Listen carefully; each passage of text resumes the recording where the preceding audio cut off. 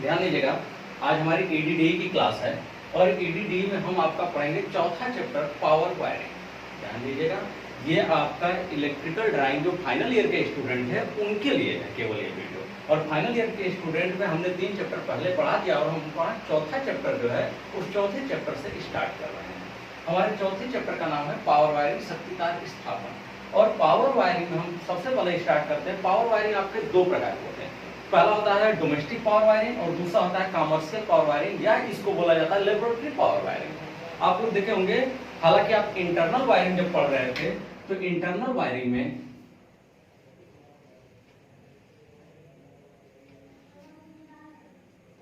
में 2 चीजें आई थी।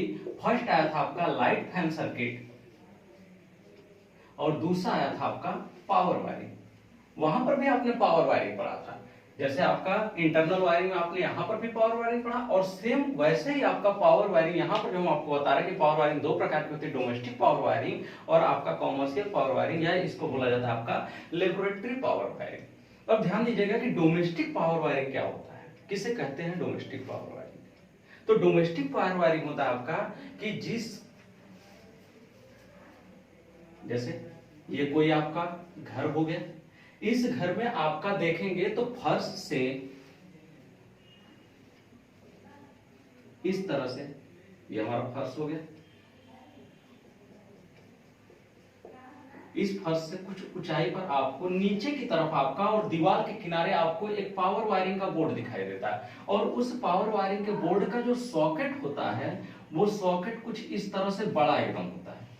जो हमारा 5 एम्पियर और 15 एम्पियर में डिफरेंस यही पैदा करता है। 5 एम्पियर वाला सॉकेट कुछ इस तरह का होता है, दोनों को ध्यान से देख लीजिएगा। 5 एम्पियर के सॉकेट में आपका कुछ इस तरह से होता है, और जो हमारा 15 एम्पियर का सॉकेट होता है वह सॉकेट कुछ इस तरह का होता है।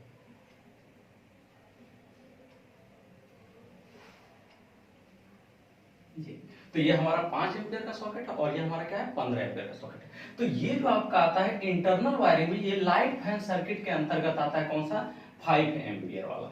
और हमारा जो पावर वायरिंग के अंतर्गत आता है आपका डोमेस्टिक पावर वायरिंग, यानी घर की जो पावर वायरिंग करते हैं, घर में जैसे आप कूलर लगाते हैं, फैन लगाते हैं, यानी जिसकी रेटिंग आपका 100 वाट से ज्यादा होती है, उसकी हम बात कर रहे हैं। तो डोमेस्टिक पावर वायरिंग में जैसे आपका फ्रिज हो गया, कूलर हो गया, उसके बाद हीटर हो गया, और इस तरह से जो भी आपके इक्विपमेंट है जिनकी वाटेज बहुत ज्यादा होती है, वो सारे के सारे कहाँ लगते हैं आपका डोमेस्टिक पावर वायरिंग में, जो सिर्फ घर में यूज करते हैं। ट्रांसफार्मर घर में थोड़े यूज करेंगे, अब वेल्डिंग ट्रांसफार्मर थोड़े घर में आप यूज करेंगे। जब भी यूज करेंगे क्या करेंगे, या तो फ्रिज आप यूज करेंगे, कूलर यूज करेंगे, हीटर यूज करेंगे। ये सारे जो चीजें लगाई जाती हैं, ये सारे इक्विपमेंट जो हैं या जो हमारे उपकरण हैं, ये सब के सब किस पे लगाए जाते हैं, 15 एम्पियर के सॉकेट जो कि डोमेस्टिक पावर वायरिंग है उस पर लगाए जाते हैं। अब इस चैप्टर में आपको जो पढ़ना वो डोमेस्टिक पावर वायरिंग नहीं पढ़ना है। आपको पढ़ना क्या है इस चैप्टर में, इस चैप्टर में कॉमर्शियल पावर वायरिंग या लेबोरेटरी पावर वायरिंग पढ़ना है। कॉमर्शियल पावर वायरिंग का मतलब हो गया आपका कि जैसे जो भी आपकी आटा मिल हो गई, या फिर आपका जो धान वाली मशीन या जहां स्थापित की जाती है, हालांकि उसको क्या बोलते हैं आपका चावल मिल, राइस मिल जिसको हम कहते हैं, आटा वाली मिल, तो उसमें जो भी आपके लगे हुए मोटरें होती हैं उनके लिए ये कॉमर्शियल पावर वायरिंग होता है। और उसी तरह से जो हमारी लेबोरेटरी पावर वायरिंग होती है, आपके कॉलेज में जो लगा हुआ प्रैक्टिकल के लिए आपको जो प्रैक्टिकल दिखाया जाता है, उस प्रैक्टिकल में जो मोटर लगी होती है उसके लिए आपका लेबोरेटरी पावर वायरिंग है। तो इस चैप्टर में आपको यही पढ़ना है, कॉमर्शियल पावर वायरिंग या लेबोरेटरी पावर वायरिंग। तो चलिए हम कॉमर्शियल पावर वायरिंग को स्टार्ट करते हैं। हाँ, हम अब आगे चलते हैं इसके। ध्यान दीजिएगा, जो हमारी लेबोरेटरी पावर वायरिंग होती है, लेबोरेटरी पावर वायरिंग में जो आपकी मोटर होती है या ट्रांसफार्मर होती है या फिर आपके जो लगने वाले उपकरण हैं उनके लिए आपका एफिशिएंसी बराबर, आप सभी लोग पढ़े होंगे, एफिशिएंसी बराबर क्या होता है भाई, आउटपुट अपॉन इनपुट होता है। तो एफिशिएंसी इज इक्वल टू होता है output power upon input power. ये हम आपको पढ़ा भी चुके हैं, लेकिन आपका पहला क्लास है, फिर से स्टार्ट कर रहे हैं, तो ये चीजें आपको बतानी जरूरी है, क्योंकि भाई बहुत से लोग हैं, सभी लोग देखेंगे। तो एफिशिएंसी इज इक्वल टू क्या होता है, output power upon input power. अब आप यहां पर ध्यान दीजिएगा कि जो आपकी मोटर की रेटिंग लिखी जाती है, जैसे आपका 5 एचपी लिख दिया गया, तो 5 एचपी लिख दिया गया, तो इसका मतलब क्या है, ये कौन सा पावर है आपका, आउटपुट पावर है कि इनपुट पावर है। तो ये जो पावर होता है हमारा वो आउटपुट पावर होता है 5 HP। तो अब ध्यान दीजिएगा, हमारी मोटरें जो वर्क करेंगी, हमारी मोटर कितने प्रकार की होती है? सप्लाई के आधार पे 2 प्रकार की हो गई। कौन कौन सी? पहला होता है AC मोटर और दूसरा क्या होता है भाई? दूसरा होता है आपका DC मोटर।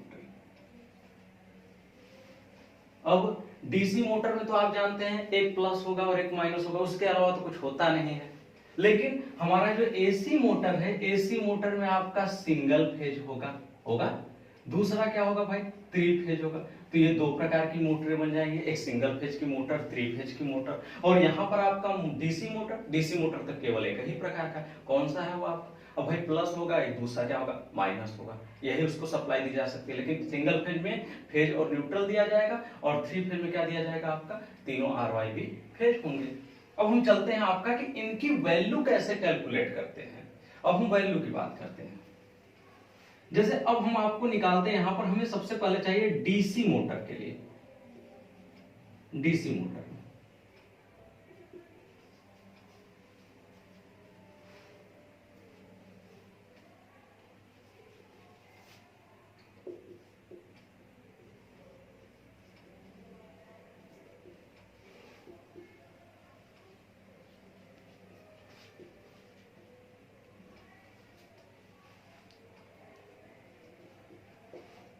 DC मोटर में फ्लो होने वाली करंट की वैल्यू क्या होगी? अब करंट की वैल्यू क्या होगी? तो I बराबर क्या होता है भाई? तो ये I बराबर क्या होगा? Q अपान नीटा इंटू V। ये आपका किस में होगा?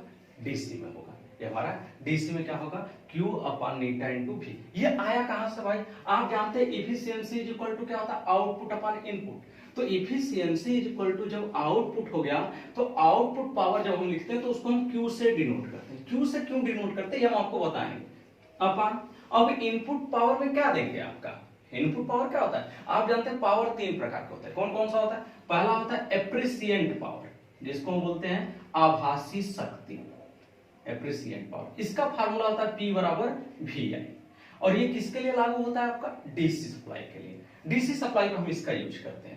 दूसरा होता है आपका एक्टिव पावर, एक्टिव पावर, इसको बोलते हैं वास्तविक शक्ति। देखो भाई, हम हिंदी में भी बोल रहे हैं, इंग्लिश में भी बोल रहे हैं। जो स्टूडेंट हिंदी मीडियम के होंगे वो अपना हिंदी देख लेंगे, और जो स्टूडेंट इंग्लिश मीडियम के होंगे वो अपना इंग्लिश देख लेंगे। तो दोनों का क्लियर हो जाएगा। हम दोनों को एक साथ लेकर के चल रहे हैं, किसी एक पर्टिकुलर व्यक्ति के लिए हम वीडियो नहीं बना रहे। तो एक्टिव पावर क्या होगा भाई? P बराबर VI cos phi। और ये किसके लिए यूज होता है आपका? तो ये हमारा यूज होता है AC के लिए। अब यहां पर ध्यान दीजिएगा, अब हम इनपुट पावर दे रहे हैं, और इनपुट पावर किसका हम निकाल रहे हैं? DC का निकाल रहे हैं। और DC में हमारा क्या कार्य करता है? P upon P is equal to VI। Power है ना, इनपुट पावर। तो हमारा क्या होगा यहाँ पर? V into I। ओके, तो I बराबर यहां से हमने जब कैलकुलेट किया तो ये आ गया Q upon V into I। ये हो गया, सॉरी, नीटा इंटू V। भाई गलती सबसे हो जाती है, हमसे भी हो गई। तो I इज इक्वल टू क्या हो गया? Q अपान नीटा इंटू V। अब इसी फार्मूले को हम किसका मान निकालेंगे? DC मोटर में प्रवाहित होने वाली धारा का मान निकालेंगे। क्यों DC मोटर में प्रवाहित होने वाली धारा का मान निकाल रहे हैं? क्योंकि जब हम आपका एस्टिमेटिंग करते हैं या कास्टिंग करते हैं तो ऐसे टाइम में क्या होता है, हमें सबसे महत्वपूर्ण चीज होती है कि कंडक्टर की साइज क्या होनी चाहिए। और आप सभी लोग जानते हैं जो कंडक्टर की साइज डिपेंडेंसी दिखाती है वो विद्युत धारा पर डिपेंडेंसी दिखाती है। विद्युत धारा जितना फ्लो करेगी उसी अकॉर्डिंग हम किसका यूज करेंगे? कंडक्टर का यूज करेंगे।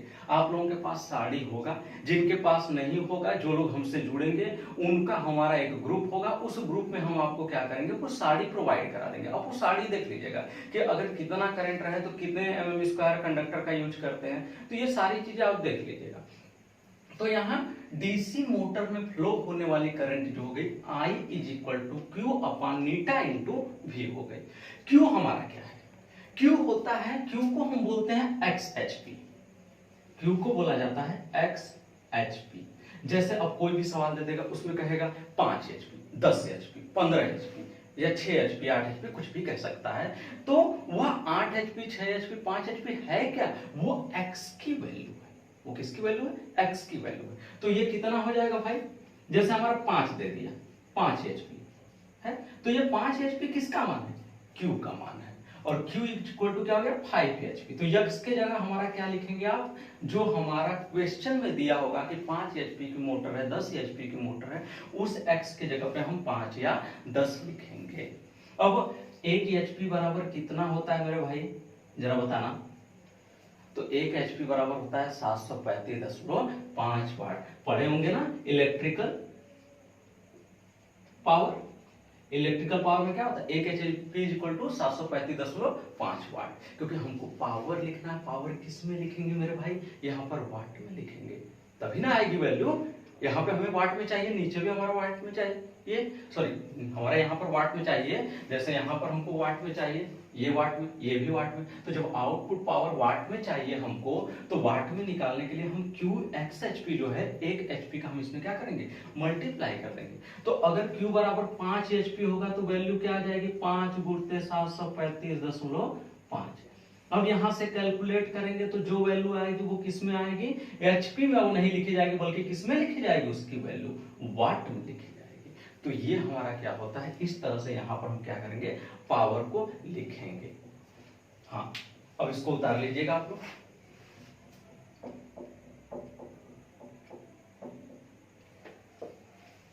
हाँ, तो आप सभी लोग उतार लिए होंगे। अब ध्यान दीजिएगा, डीसी मोटर में फ्लो होने वाली current I is equal to हो गया क्या, Q अपन नीटा इंटू V। अब चलिए हम एसी मोटर पे चलते हैं। हाँ, अब हम आ जाते हैं एसी के लिए। एसी मोटर, ध्यान दीजिएगा, एसी मोटर में सप्लाई दो तरह की हमारी यूज की जा रही है। पहला क्या है, single phase. Single phase motor के लिए हम बात करेंगे कि सिंगल फेज मोटर में फ्लो होने वाली करंट, करंट क्या होगी भाई, तो आप बताइए।